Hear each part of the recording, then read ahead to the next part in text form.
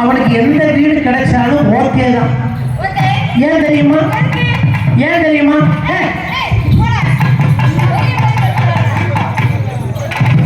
இந்த மாதிரி எந்த வீடா இருந்தாலும் உனக்கு ஓகே தான். ஏன் தெரியுமா? என்னைக்கு இந்த ஊர் கட்டணும் சொன்னாலும் அன்னையிலிருந்து சைவ சாப்பாடு, அசைவ சாப்பாடே கிடையாது. அதனால முடிஞ்சா கோயில் கூட முடிஞ்சிடும். அப்ப அவன் அசைவம் ஆயிடுவாரு. நீ அக்கா தங்கச்சி 4 பேர் வந்திருக்கீங்க. 5 பேரா?